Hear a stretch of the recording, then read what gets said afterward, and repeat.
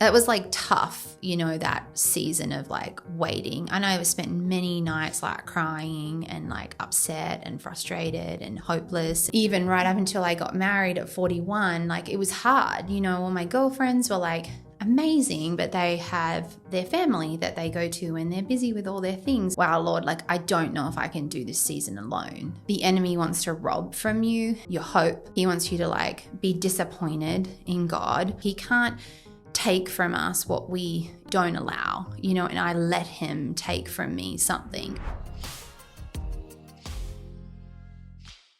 Welcome back to the Dear Future Husband podcast. I'm your host, Christian Bevere, and I'm so glad that you are watching today because this is a topic that many of you have asked about, and that is, what do I do when I am single and have these longings, not in my early years, but maybe in my quote-unquote later years, and maybe later years to you is late 20s, early 30s, later 40s.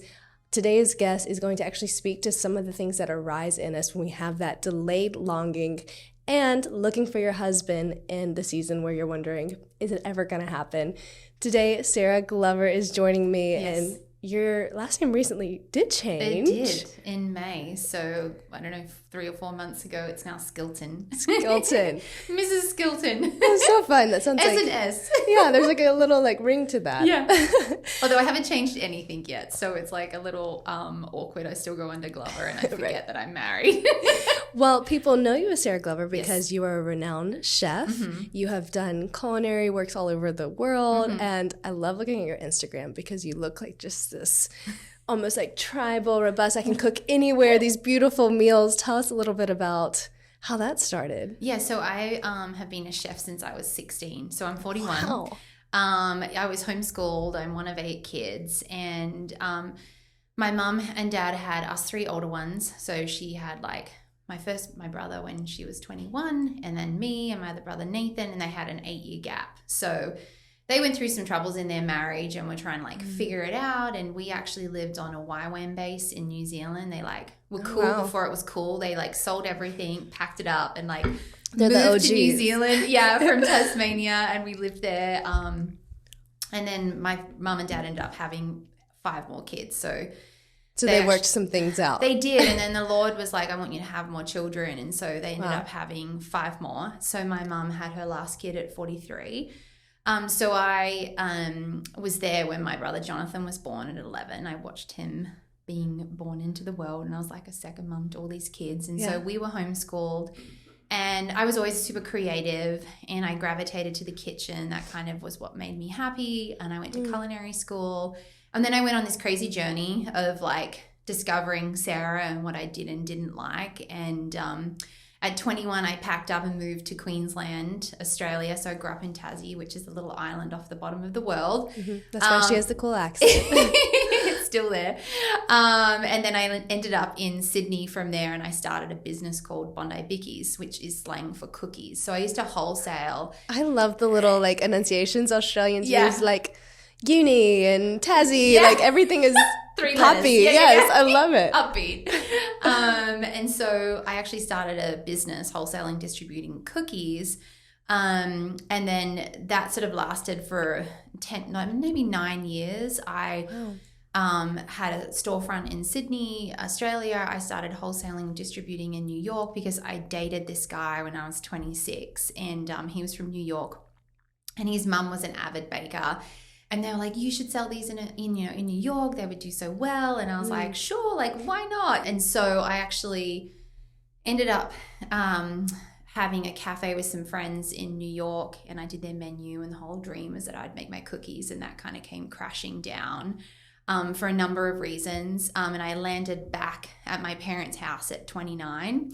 And I had a lot of debt, so I kind of needed to front that and figure out what I was going to do. And the Lord was like, I really want you to pay the money back. And I didn't understand at the time why, but I just was like, had this conviction, and I was like, all right, like it was $120,000. Like, how is this going to work out? Wow. So I took a bit of a sabbatical for that year. I was having panic attacks. Like, I was really stressed, and I was like, this isn't the plan. This is not how it's meant to unfold. I was back at my parents' house, like single as ever, like in like, we call them single beds in Australia, but basically like one that you would grow up in as a child. And I was like, surely you couldn't have bought me a bigger bed to sleep in. I already feel small in a small bed. Oh yeah, and it was like kind of humiliating. But what was really special about that season is like, I remember like walking the beach and I would be like crying because, it was a year of me sort of like figuring out what was next. And I had become pretty well known for my cookies and what I was doing, and I'd been on TV and a bunch of things. So it was kind of like I got so stripped of my identity. And I had a lot of faith for what the Lord had for me for my future, but I was like 29 and back in my parents' house, my dreams of living in New York had come, to a screaming halt. And the Lord would just say to me, like, nothing else matters, Sarah, than that you know that I love you. And I don't think I understood the significance of that. And that would all he would really say to me is like, you need to know I love you. And it was like the Father's love trying to, penetrate me. And I think at that time, like, we so often grow up with like Jesus being the focus, like we love Jesus, we sing about Jesus, that we forget about the Father, and that he was the one that actually sent Jesus to earth. It was his love that like, sent him down to rescue us. And so it was like he was trying to reveal to me a part of like his heart for me. And so I had a year off. I worked in a restaurant that cooked on open fire, and I was really inspired by what they were doing. And I had a friend who used to photograph me in Sydney, and she came to visit and she's like, I want to photograph you. I've heard Tasmania is really cool. And I was like, yeah, but I live at my parents' house. It's not really that cool. Like, I don't have a kitchen. Like, what are we going to do? And I was like, well, we could go on an adventure.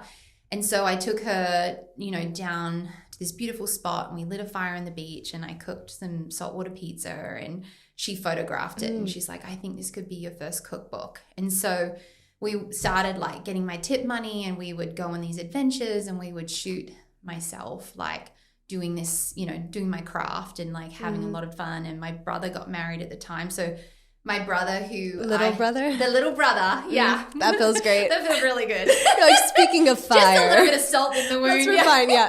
Salt and fire, that's so good. So he got married, and he's like, would you cater my wedding? And I was like, well, what do we have to work with? And he's like, nothing. Like, there's a tap with running water. And so my mum was, she's a can-do kind of woman. And so we were like, well, let's light a fire. So we dug a hole, and some friends like gave us some lamb from their property, and some other friends gave us some fish, and my uncles are big hunters, so we had kangaroo burgers. Oh my God. And so my mum and I are there in like these beautiful big ball dresses, and we're just like cooking on the fire, and someone was like, would you cater our event? And so it launched the Wild Kitchen and what I do now. So I launched a cookbook out of that, and I launched my catering business, and I ended up paying all my debt back. And it's a manna moment. Yeah, well, it was kind of, and what's interesting is like I didn't realize this, but if I had have called bankruptcy, I would have lost my passport for 5 years, and I would have not been able to get the visa I have now to be here in the US. So like God really knew kind of what he was doing. And so sometimes you can't see the why, and you just got to be obedient, and he will blow your mind. Because like I didn't know this was in me. I was like, I'm gonna be a famous cookie baker. Yeah. You're like, fire. And now I'm like cooking on fire. I mean, I do like 14 lambs at the time. Like the more the merrier. I love like, the farm to table. I love highlighting farmers and producers and telling a story and inspiring people. At the heart of it, it was about inspiring people to be in God's creation, because he was like, I want to take my people back to the garden. And we really find him there, when we're in nature. And I think that's why so many people feel grounded, when they're on the earth, because that is where, that's him, that's a pure form of like the Father right there, because it's his identity as like what he's done in and through creation. So, and how he spoke to so many people. I mean, Moses and then Joshua, like the river, the fire. It's pretty cool, really. Right. Yeah. Fed like by ravens, Elijah, all these like crazy things. Took the Israelites into the wilderness like for 40 years, like fed them through a rock. And can you imagine? You just needed a rock. You had your tap and stuff. You needed a rock at your brother's wedding. No worries. What's hilarious is the day of this airing, my husband's birthday was yesterday, and he and I made cookies. And I was like, oh, give some for Sarah. And I was like, she's a chef. I can't do that. Everybody says that. They're always like, I can't cook for you. You're a chef. I'm like, oh, please. Like, I don't care if it's like just spaghetti and meatballs. I'll be so nourished by that. Okay, this is a beautiful, wild. I didn't expect to be here. I expected to be somewhere else, but the Lord's meeting me in that. That's your early 20s. Yep. And then so I my hope you're 30s. comfortable with me sharing your age and timelines. So you get married at 41. Mm-hmm. What does your 30s look like? Because I think some people were like, okay, you were faithful, you were 29, and then the Lord brought them the next year. But no, it was the next decade. And it was kind of interesting because I grew up in a Christian family, and I had a lot of faith. Like, I was like, the Lord has my story. He has my husband. Like, I'm so excited. And I think in your 20s, you're like, woohoo, like, he's going to come any moment now, and you're like kind of looking around the church. You're like, cool, I wonder who it could be. Yeah, making your like, cookies like. Yeah, like I'm such a vibe. Like, who doesn't want a girl that like bakes cookies? Yeah, and then your whole thing changed. Yeah, and then it all changed. But it was kind of in my 30s, and, my career was starting to take off. And like, it's kind of hilarious. Like, we're, sometimes a little like thick in the head where we're like, I don't know how I would describe it without using Australian slang, but we see God, and like I saw God do so much in my life, and like him provide and like open doors, and I would listen to him and I would walk through that, and then he was there. And there's so much more to that in my 20s where the Lord was directing and guiding and leading. And I was like, but where is my husband, Lord? Like, it's a desire of my heart. Like, I want to have children, I want to be married. I want to be a homemaker. Like, I love all of that. And, at this point in my 30s, like my little brothers and sisters were starting to get married off. So I have 5 brothers and 2 sisters, and 2 of my sisters, like, I held them when they were newborns. Like, I would put them to bed. My brother and I'd walk through the mall together, my older brother, Benaiah, and he was always like, I can't stand next to you. People are going to think this is our child. And I'd just pay him out and be like, honey, like, hi. That's hilarious. But, that's how, like, I could have been a teen mum. There's a photo of me at my parents' house, and it's like me with the 5 around me, and I kind of look like these could be my children, I'm 16. You're like, I am ready. I've been through this already. And so then my sisters started getting married, started having kids. And that was like salt in the wound for me. And so, I'll be real with you, like up into my 30s, I was like, I'm waiting for marriage. Like, I'm not going to sleep around. Like, I had this conviction. I was kind of like a late bloomer, I guess, like I didn't really kiss anyone till I was like in my 20s. Like, that's so much better than an early bloomer. Yeah. Let me just say. I think I was always just on a slightly different trajectory, but you still imagine it, and you think about the dress and all the things. And as that starts to not happen for you, you're like, well, what about me, Lord? And it's such a temptation of the enemy to like cause you to fall into self-pity, and that really is the super glue to hell. Like, because it will like leave you there, and you just like, no one talk to me, close myself in my room, like, woe is me, Yeah. And so I was like in my early 30s, and I remember just having this moment with the Lord where I was like driving through Bondi, and I was like, that's it, you've forgotten about me. Like, and this hopelessness just like started to set in, and I felt so hopeless. And I was like, what's the point in like holding on to this thing that I've held on to, which was like my virginity and like not sleeping around. And I think for me, like a lot of my story is like, I really care about those younger women and men that are in this season of their life, because, the enemy wants to rob from you, like your hope.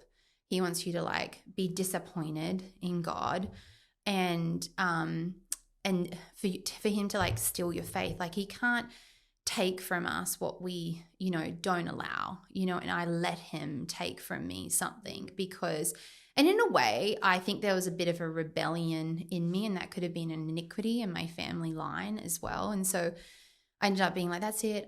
So I slept with this guy when I was like 31. It was a terrible experience. But I had opened that door, and I'd opened the door up to hopelessness, and I'd opened the door up to what does it really matter? And I think, the enemy loves to like bring in just thoughts of like, it doesn't matter now. Like, it's not a big deal. Like, none of this really matters. And so I had when I was 35, I met this guy who wasn't a Christian, and I was like, well, how bad can it really be? Like, maybe I'll just give this non-Christian relationship thing a go. Clearly God's low-key forgotten about me, but remembered me in every area of my life. And so I ended up dating this guy for 3 years, and lovely man. I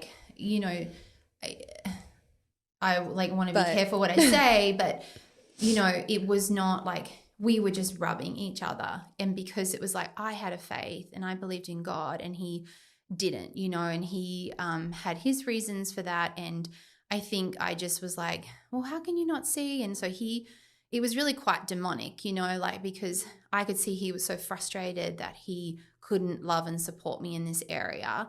And but yet he had his principles and his reasons why he didn't believe in God. And I was holding on to my faith. And it's really that thing, don't be unequally yoked. Light and darkness cannot mix. And I think I had surrounded myself with people that would tell me what I wanted to hear.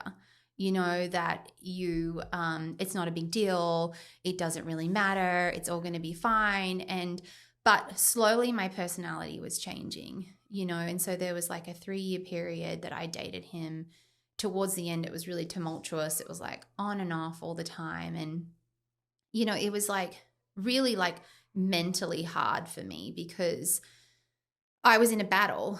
I was in a spiritual battle, and I think there was a lot of me that didn't understand that. And I slowly just started to regress, like Sarah did. I started to become less and less of me, because my bright, bubbly, joyful, hopeful personality was not accepted in this relationship. And it did a lot of damage mentally to me. It was probably emotionally manipulative, and I had a broken heart, I had a broken spirit. I was wounded, and there's some things where you're wounded, another thing when you're really pierced. And I think that piercing really hit me so deeply. And so I broke up with him, and my mom was super amazing. She's really prophetic, and she was just Sarah, this is going to destroy you. And it was never him, right? It was never this person. It was what was operating through him. And I think so many times we look at a person, we're oh, they're this, they're that, and we, accuse them of all these things, when we forget, well, who are they allowing to speak through them? And the enemy was just after me, and he was trying to steal my faith. He was trying to steal my hope and my joy. And the Lord recently reminded me of the story of Balaam and Balak, when I think it's Balak went to Balaam and wanted him to put a curse on the Israelites. And, and Balaam was every time I try to curse them, a blessing comes out. And, and so he goes, in Revelation, it talks about this. In Revelations 20, he said, well, the only way you can get to them is to put a stumbling block in front of them. So, watch for the stumbling blocks, because for me, I had let people speak into my girlfriends and friends that were lukewarm believers, or not believers at all. And I would listen to them. And it's not a one-time thing with the devil. It's a constant wearing down. He just, the light sandpaper, when they tell you to paint a wall, and there's just the sandpaper, and me, I'm just give me the heavy sandpaper, get this over get it done with. But you got to start soft, and you build it up. And so he was just wearing me down over time. And so I just became less and less of who I was in my faith and in my joy and mentally, because it's that mental torment that you go through, and it's this battle. It's that battle in the mind. And so, we're body, mind, and spirit right now. Our mind is the thing that needs to be renewed by the washing of the water of the word. And I don't think I understood that, how we actually operate. And so there's Sarah, the spirit man, that wants to rise up and believe in the Lord, and that he has his best for me, and it's all so amazing. And then there's your body that kind of responds to what your mind is, what you allow. And so I allowed all these things in, and as a response, I responded, and I squashed that part of myself down. So, it was around 37, I had like left that relationship and I was like a wreck. I was like, I don't think I realized how like much of a wreck I was, like, and I wasn't in the word. 3 years is a long time. Yeah, I wasn't in the word. I wasn't going to a church. I wasn't surrounding myself with believers. I had isolated myself, which is like, hello, exactly what the enemy wants to do is like isolate you. And so I think when you're in your single years and even as you get older, it's such a temptation to just isolate yourself from, your Christian friends. And particularly for me, because so many of my siblings were all like having kids and were in the throes of family. And then a lot of my good friends were in the throes of having family. And even right up until I got married at 41, like it was hard. All my girlfriends were like amazing, but they have their family that they go to and they're busy with all their things. And so where do you fit in that? Right. Can I say what stands out at that point is the awareness of I had allowed this to happen. I think the victim mentality, not so much like point a finger of like, oh, you're just choosing that, but it's powerless because there's power in I know what to identify. Yeah. I know how to correct. It might be hard and sting of like, man, I did this. Yeah. There are people that influence me, but like, who have I been listening to? Yeah. That's something I encourage a lot of people that, and I'm not saying you're single because it's all your fault. Please hear me. But even in my marriage, I'm like, what voices am I listening to? Yeah. If we have a fight, do I go to my girlfriends and like, he did this and he did that? I always want to be on the side of correction and like conviction. And so what you're saying, like surround yourself. Yeah. And there's a familiar spirit that can join you in that, and so, and it's like, you think about Jesus in the wilderness is kind of what's coming to mind when he went out there and then the enemy tempted him and it was so sly. It was so like simple, and it's like, but if you just did this, like, I wish it was that like in my head, like I wish that's how it translated when he spoke to me, but it's not, it's just like sly and it's like over time and and it just like wears you down. But I'm really thankful that, it's God's grace. So like his grace actually translated in the Bible is like his divine influence on the human heart. And it's his divine influence on me that, and his mercy coupled with his mercy that, he did not let go, and I don't think I could have really followed through with like marrying this guy and going down this path, and his grace held me, and he spoke to me and like I listened. I remember I broke up with him and I was like, I don't know what, I just need to go away to some retreat, I need to do something. And it was in Australia at the time, living in Tasmania, and I knew this minister that I really liked, and I Googled him and I was like, maybe he has a retreat, and he did, and it was in Georgia. So I went there and then I spent like 5 days in Georgia. Oh yes, you've been to the States, sorry. I'd been to the States, yeah. I've never been to the South. Not like that, no. I mean, I literally was like, I don't know what I'm doing, but it was just the Holy Spirit. And I spent this like 5 days of this retreat and the Lord just like unpacked so much scripture, and I started to see the why. And like, I think, get wisdom, get understanding. Like we need that revelation in our mind to have that conviction as to like why I am choosing to live this life.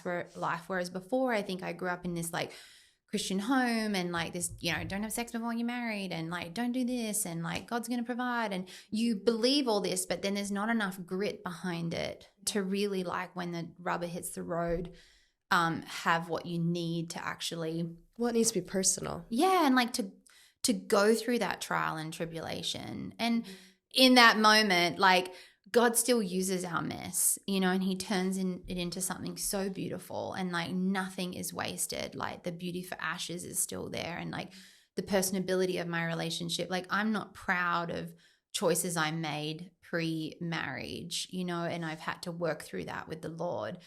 But, I think this pressure I used to feel of like, well, God's not going to give me my husband if I like do the wrong thing. So it becomes very much like self-idolatry. Like I got to do it in my strength, versus actually, partnering with the Holy Spirit and partnering with the Lord and his word and like following through on that conviction. So how do you get from that place? You have these revelations, I'm guessing, is that like of marriage and of your identity.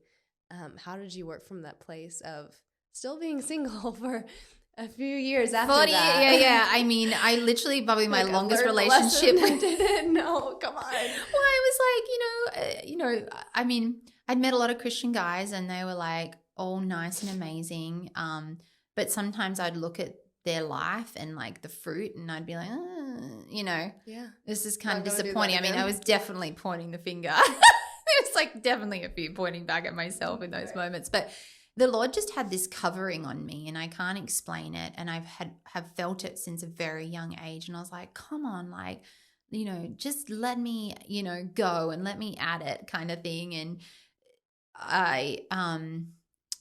that was like tough, that season of like waiting. I know I spent many nights like crying and like upset and frustrated and hopeless. And I remember it was like when I was 40 and I was going into my 41st birthday and I had decided like, because you go through these moments with it where you're like, I have all the faith and like, I have none and I have all the faith and I have none.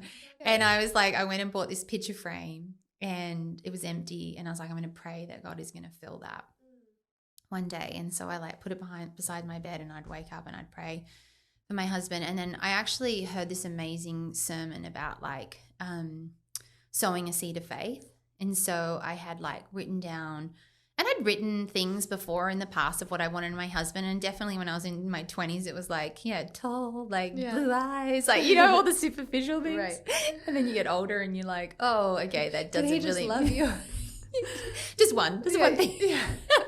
So I wrote down this stuff and I planted my seed of faith and I bought this picture frame and I was like, all right, like, maybe it's time to humble myself and try this like online dating thing because I've heard it's worked for some people. And I was like, I'll give it a go. And like, that was just like not the fit for me. It is for some people, but for me, I was just like, this is just sad. And there was just this point in it where I was like talking to these guys and they'd all be like, you're so amazing, you're so this, but I don't feel ready for this. And I was like, what? What are we doing here? Yeah, I'm like, why are you on exactly? And there's this one Christian guy and I was like, literally like, why are you on this app? And he's like, actually, you've made me realize I'm not ready for this. And I was like, so cool. This is a ministry. Yeah. Wrong platform. Yeah. You're witnessing to these guys rather than meeting them. Yeah, I would kill a lot of wounded birds I've, found in my lifetime. But I remember like in this moment of that, and there had been a few examples of this in this like last year of my kind of dating career. Yeah. And I picked up this frame and I was so angry at God and I like threw it across the room and I was like, you suck, like you're never gonna bring this person along, like this is, and I was so mad and I was like crying and I was at a really low point at that point. I remember just like calling my pastor up at the time and, she prayed with me about some stuff that, and I needed to give that disappointment to God. Yeah, navigating that disappointment is like, I listened to that and what she said. And then even when she shared her story of her baby, and if you haven't watched this episode, you should. Yeah, it will change your life. And there was so much in that emotionally for me. And it's amazing because we kind of think, oh, we get married and then, you're not going to need to deal with what you've had to deal with, like dealt with, is that the right word, in your like pre-marriage days when actually God still wants to heal you through things. And so that was really powerful. And, so it was really sweet. Like I met my husband, Peter, when I turned 40. So I was 41 in January. I think a lot of people want to know, okay, when you're 40, how do you still have that hope and keep praying? But then also when you're in your 40s, how do you find another guy in his 40s and not be like, what's wrong with you? Yeah, exactly. Because you're not married. Literally, I mean, you would deal with it all. Like, but... the widowers I've kind of, dated here and there. And then there's like the married guy that's leaving a tumultuous relationship. And I mean, you kind of face it all, really. Like we're fallen human beings. So we've all got a bit of a past and a story. And it definitely brings out some like colorful situations. But, I think I had this idea in my head. So if any of you got any of those ideas of how, God's going to do it, just like throw it out the window because, he will surprise you and it's his story and it's his joy to write that story for us. And so I turned 41 in January. And at the time I was living in California. So I moved back to America. After I broke up with Nick. You didn't want to stay there. I mean, I contemplated it. Great churches there. But after I broke up with Nick and I came back to Australia and had gone to that retreat, COVID hit and I lost all my work again. And so the Lord started to speak to me about moving back to America. And I was like, that's not going to happen. No way, God. I've done that once. It was a fail. And of course, he, worked on me enough and spoke through some people. And I was like, all right, this is what I'm meant to do. And he opened the doors for me to move back here. So I lived in Florida for like 8 months with my friends that pastor a church out there while I was kind of getting on my feet. And then the Lord just I have this relationship with him where he'll tell me where to move and what to do. And I'm just like, all right, let's go, packing up the car again. I have this Land Rover Defender and this really big trailer with all my cooking equipment. I bought it all over to America and I shipped it over with my cooking equipment. And it was I was just sitting there waiting for the phone to ring, okay, let's go. And so when I was in Florida, I was there for 8 months. The Lord was like, I want you to go to California. And I was like, well, that's a really big state, Lord. Where?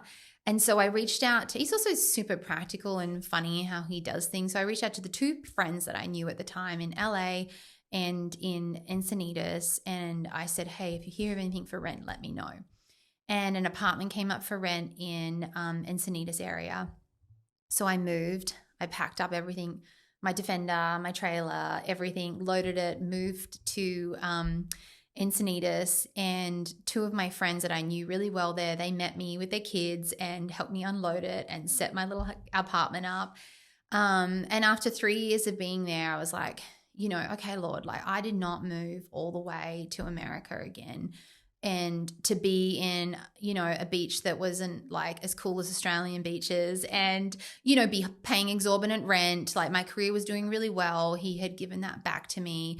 But I thought I would be in a different season. I thought I'd be in marriage and kids. Come on, Lord. Where's this? Is my promised land. My kids are supposed to unpack me, not my friends' kids. Exactly. And so I had come to nearly the end of the year. I was turning 41 and I was praying about where to live. And was the picture frame restored at this point? No, picture frame's broken. And it was kind of all around the same time. And then he opened up a door for me to move to you. When I had put in my seed of faith for my husband, I'd also put in a seed of faith for a house because I own a house in Australia and I wanted something here and I didn't want to be renting. And I'm like, come on, And so I had written down what I wanted in this and the vision I had, and he had given me how he would lead me beside still waters, and restore my soul. And I was like, I want a mountain, at the base of a mountain near people, kind of in a valley with some water in the, in the picture kind of thing. And so I'd gone on my 41st birthday, I went to, it's hard for me to say 41. I feel like I'm 35 still. Yeah. I went out to Utah, to Park City, and I was driving with some friends and we drove past this house that was for rent. And it was also for sale. And I met the lady and she was like, look, you can live in it for 6 months. And at the end of 6 months, if you want to buy it, you can buy it. And so I moved a month later, broken picture frame, stayed in California. And as I was driving out, my manager called me and was like, hey, this, because I have a car dealer brand that I work for. And they were like, they want to send you out to Utah, to Aspen and, on this work trip kind of thing. And I was like, all right, cool. That sounds fun. I'm in. Let's go snowboard Aspen, YOLO, send it. So I went out there and I walked into the lobby and Peter, my husband, is standing there. And I was like, wow, what a handsome man, had his glasses on, looking very sharp. And I was like, he's probably married, has kids, whatever. I'm going snowboarding. So I went off snowboarding and long story short, we end up hanging out at this trip, and then he's like, we really connected. We went skiing together and had this date on the mountain of Aspen, like talk about Hallmark movie, like. Yeah. And so, you know, he's 5 years younger than me, so he's 36. And what was his initial reaction to the age difference? he didn't think anything of it, which is funny because for so many years I was like, oh, I didn't want to tell anyone my age. Like, I think I even told him I was 40 because, I mean, it wasn't that long ago I was like, right. Makes sense. So funny the things we do. Yeah, don't lie. We'll definitely bite you in the bottom later. It's like 41, can't do this. So sorry. I mean, this is how the enemy speaks to you though, right? He's just like, oh, that's a bigger deal than 40, like whatever. So he didn't even like ask me my age really, didn't really care. Like him and I just kind of like really connected. And honestly, when I saw him, I thought he's probably not a Christian, like whatever. And we end up having a heap of fun. He comes back to visit me in Utah, and instead of going back to London. How'd y'all connect though? Were you just like on the mountain at the same time, or so he was working, and there was a few things like it was snowing, so it was winter time, and we were going on this big mountain expedition thing because it's a big 4-wheel driving brand, and I was cold, and I said to someone like, "Does anyone have some gloves?" And he was like, I think he must have overheard it or something. And so next thing someone was like, oh, Peter gave you his gloves. And I was like, oh, that's funny. Okay, nice. Like, that's really sweet. And then we were spending a day at this snowboarding competition, and he was hosting me for the day. I was actually meant to fly back, but I extended my trip an extra day because I was having so much fun. And he hosted me at this event, and we were like guests of the event, and I was like, oh, it's so bright. Like, I'm just picturing dropping the hanky. Does anyone have Well, it was a bit like I wasn't intentionally doing this, but like I was like, I'd had my cute headband and I was like looking vibey. And I was like, oh, it's so bright, like the snow. And he was there and he goes, hey, do you want my hat? And I was like, oh, no, like, I couldn't take your hat kind of thing. I was also thinking like it would wreck my outfit up. Do you say this headband? Yeah, I mean, I look cute. And so next minute this lady comes up and she's like, oh, I have a hat for you. And I was just thinking it was promotional material, and I was like, oh, that's nice, thanks. And I'm like, oh, no. And then he comes up to me later and is like, oh, did you get your hat? And I was like, oh, was that you? And he had bought me a hat, and I was like, how kind. And so we ended up hanging out that night with a group of people, and we really started, we played pool and we got to get to know each other a bit. And then the next day we went on a date, like skiing up the mountain, and it was like really, like we had just had so much fun. Which, if you know me, like my personality is like, let's go surfing, like let's go get fish, like let's light a fire. Like I like to do things, and I like to be adventurous and fun. And he's very adventurous. And he dropped me at the airport the next morning and was like, oh, I had such a good time with you. And I was like, yeah, me too. Like maybe I'll see you again. I don't know. Like honestly, was not thinking anything. Did you just talk yourself out of the possibility? I think because he lived in London, and I was like, well, he lives in, low key. My husband is English. And what was funny though is my mum at the time was like, I really think you should go to England. I think that you'd really like it there. And now she claims that it was the Lord speaking to her about my husband. I was like, I don't think so. She's prophetic. I don't know. He worked it out either way. Either way, exactly. And so he ends up changing his flight, coming to Utah and like spending some time with me, and we go skiing and like have this great time together. And we took all these photos, and by the end of it, I was like, okay, well, are we dating or not? Because at this point, I'm just so over like men like stringing me along and kind of, using me for something like, and not actually committing to me or us, or, there's so much fear that they have here. Yeah. And I was like, okay, well, I mean, what have I got to lose in this situation? Like really nothing. And what was interesting though is like backtracking, before I went to Aspen, I remember like moving into my house and just being like, wow, Lord, like I don't know if I can do this season alone, because there's a big house in the mountains at a base by the river. Like everything I had asked the Lord for, he delivered in this house. And except for occupancy. Low key. Yet.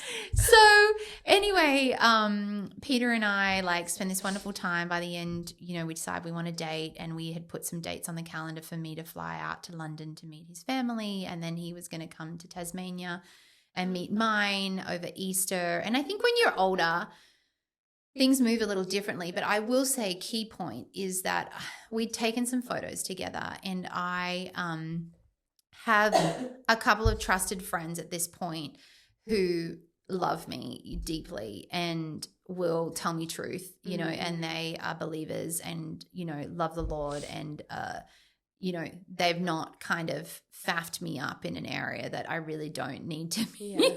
Because, you know, at this point you just like speak to me straight, you know. And so they were like, wow, yes, like there's something about this guy. Like he's so kind. He's got such kind eyes. And my pastor from California was, you know, she was like, yes, like this guy's amazing. My mom was like, yes, I don't know what, I just have such a peace in my spirit about this man. And, you know, mind you, we've known each other like, what, 7 or 10 days. And so it's such a short amount of time, but it had been prophesied over me a few times that like when it happens, it's going to be really quick.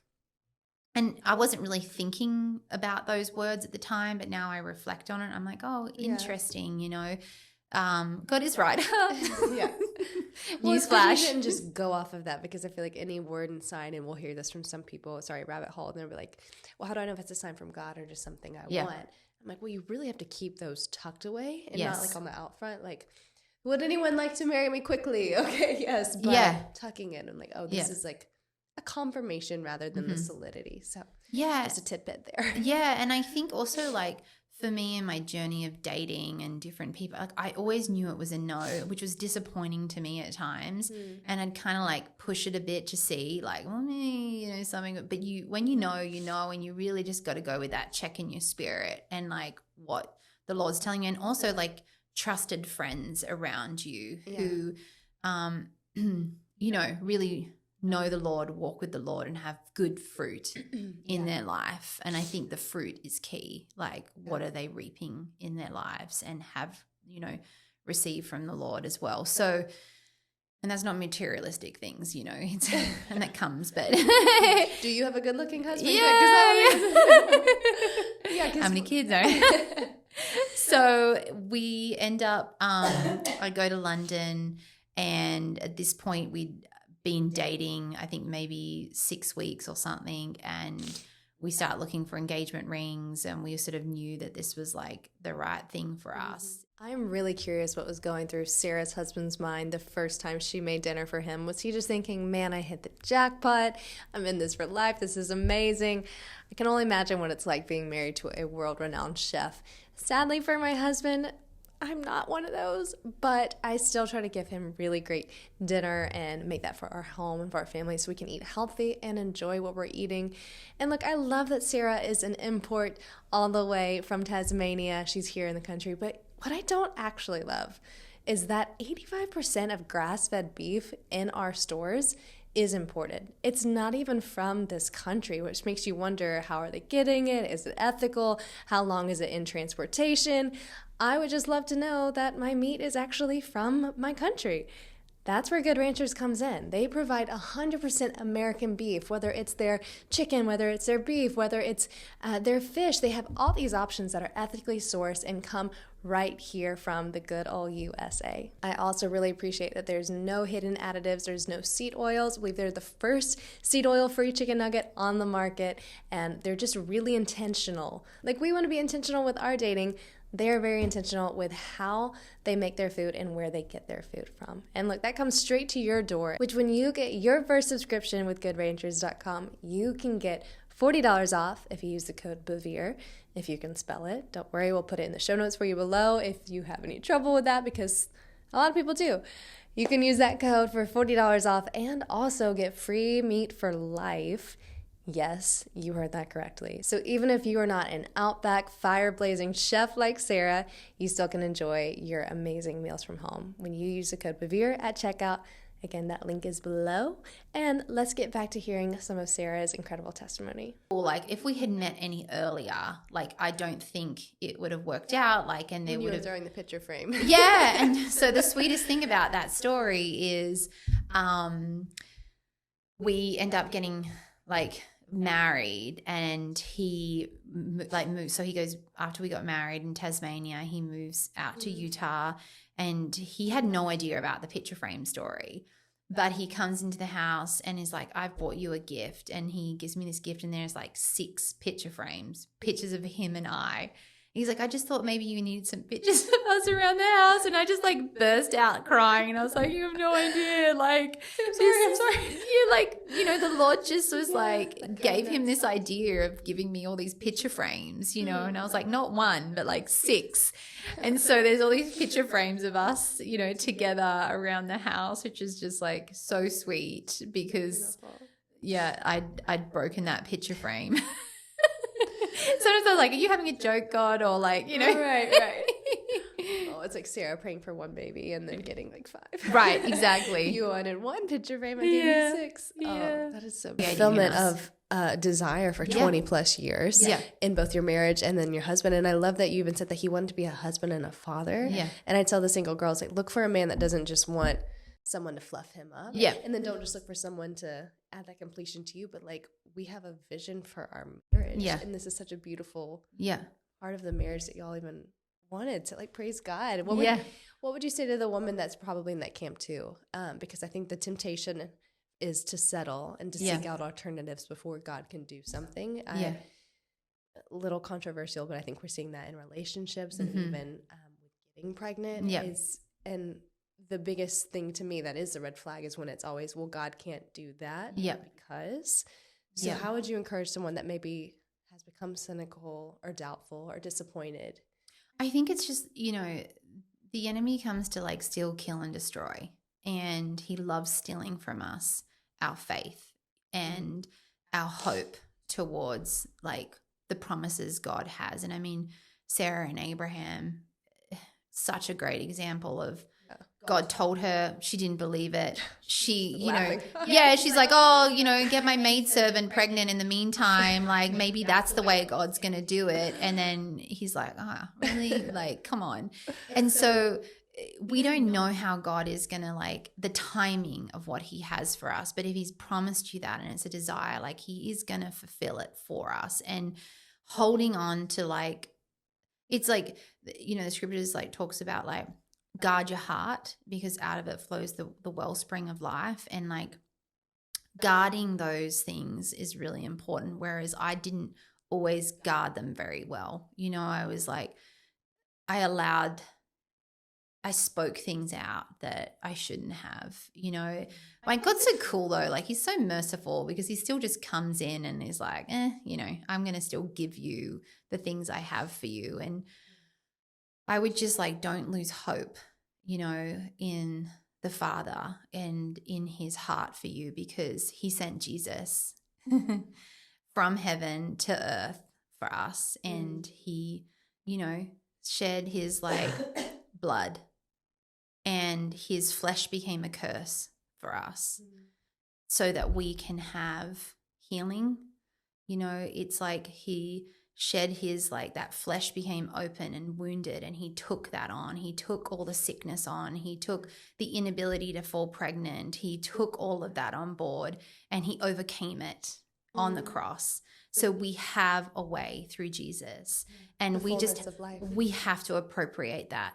And sometimes it takes our body a little while to come up to speed with our mind and what he's already done it. Like, he's already accomplished that. Like, Jesus didn't go, well, you know, when you get here, then I'll finally give you the bread of life. Like, he's like, no, like, it happened then and there. We just have to like walk in it and appropriate it. And trust the Lord's timing, because his timing is so perfect. Yeah. And even for me, like in this season of like busy cooking, and, you know, I fell pregnant at the beginning of the season, and it's a busy season for us. And I was like, I don't know how I'm going to get through like cooking on fire and, you know, like 14, 15-hour days, and I'm tired and I'm in my first trimester. And he got me through it all, and he provided the help I needed. And it's just like, you know, give us today our daily bread, Lord, like just what I need today, like just focus on this one thing. Yeah.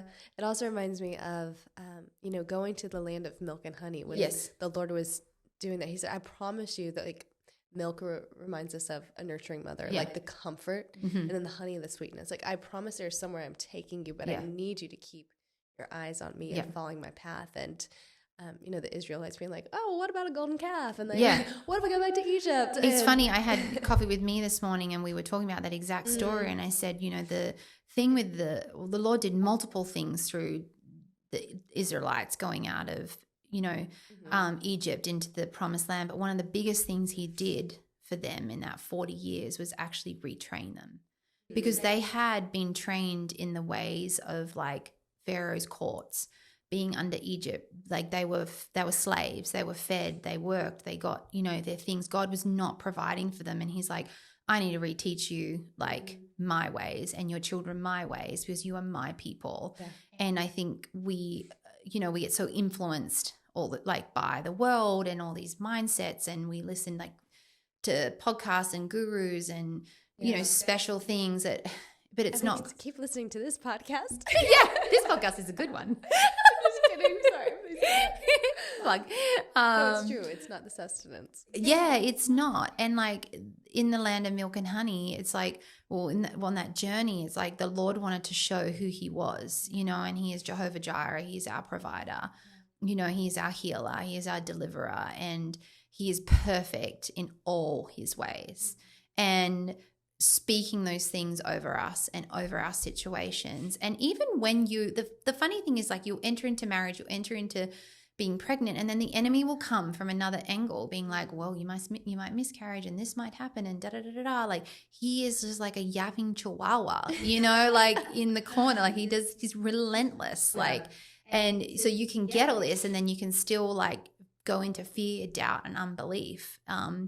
And so, day by day with him. Yeah. So good. And I think that's so powerful too. Like, how do you speak over your season? How do you speak over your desire?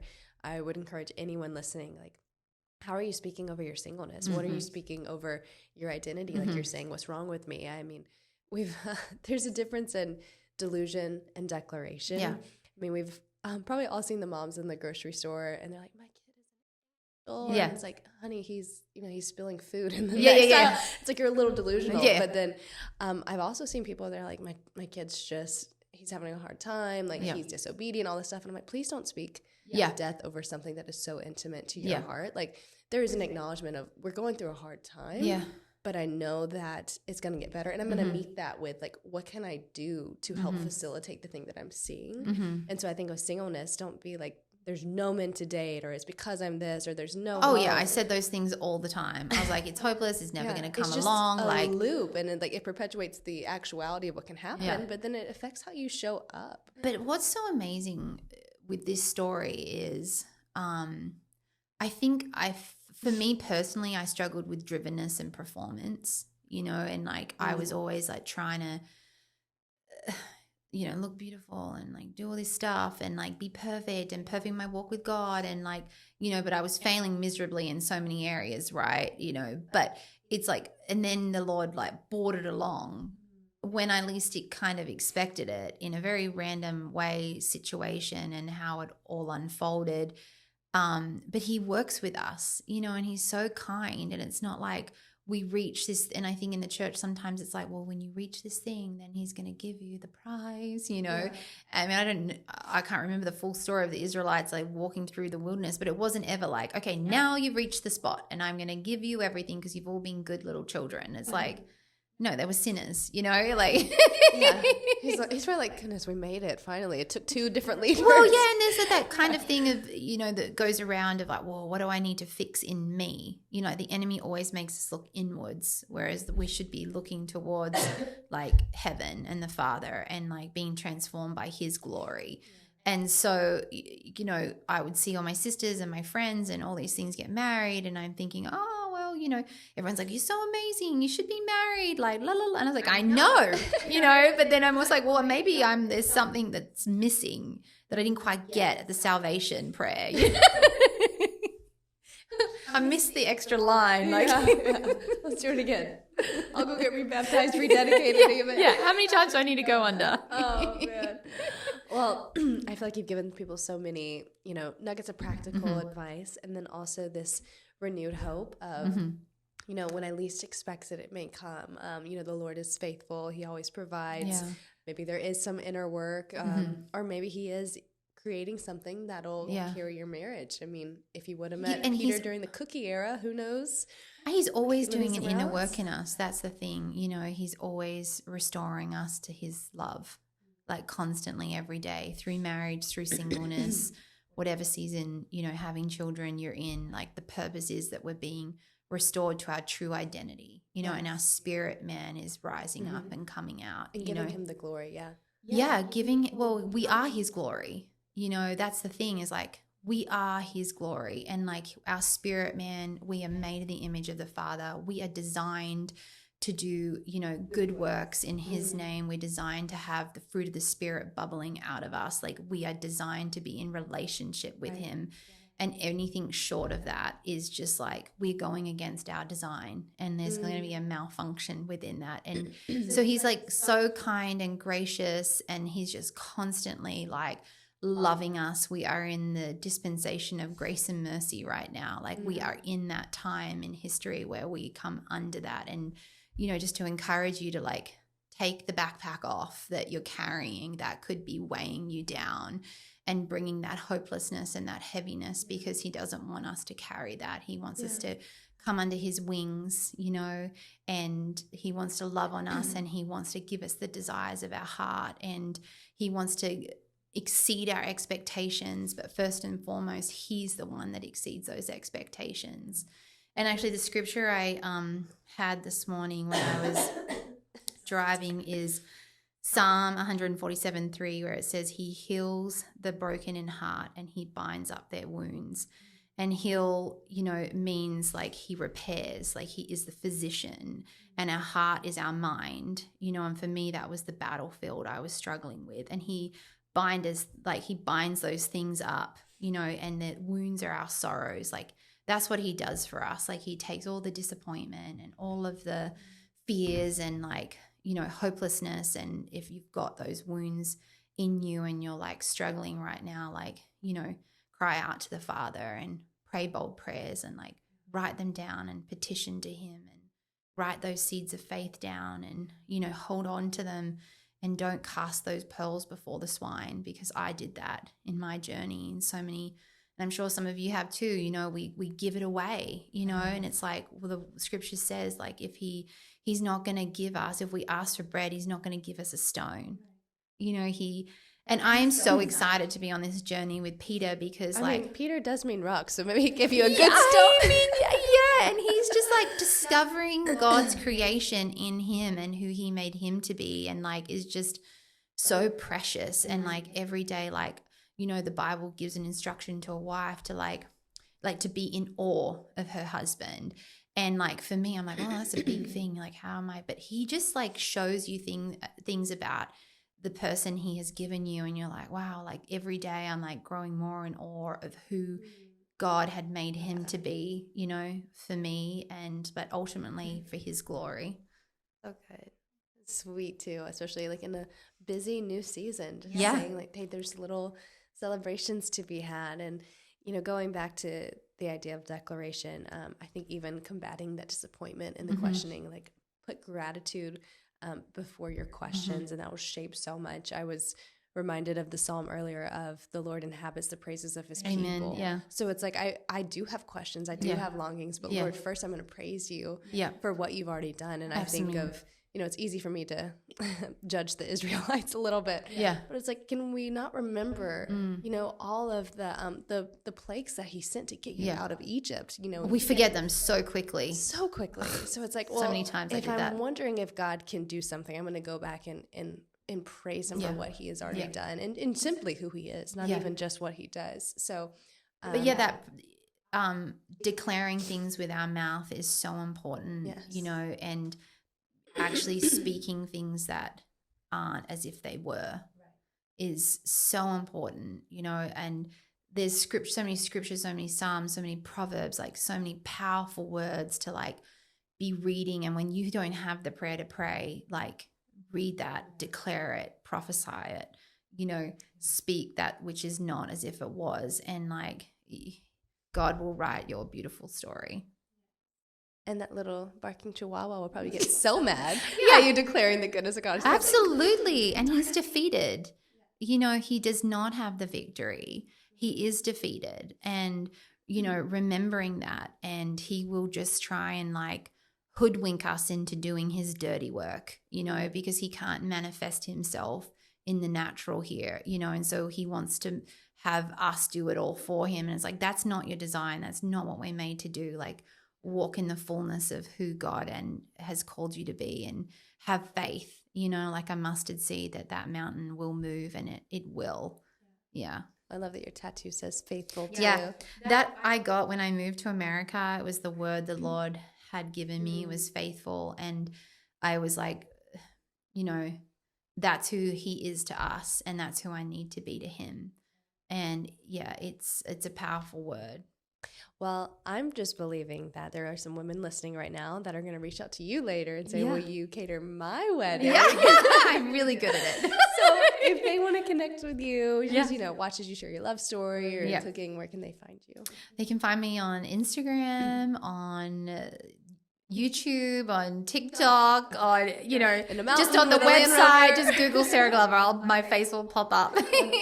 Well, thank you so much for coming on today and encouraging us. And if this episode spoke to you, I would love to hear a comment. Encourage someone else that is watching in the comments, share your testimony, or even share your struggles, but with declaration. Yeah. And I'll also link the Mia episode down here below too. If you're like, who's this Mia person I want to see? Or you just want to hear more Aussie accents, because same, find that below. And thank you so much for tuning in. And thank you for listening the whole time that I've been sick. I'll see you next time on the Dear Future Husband podcast.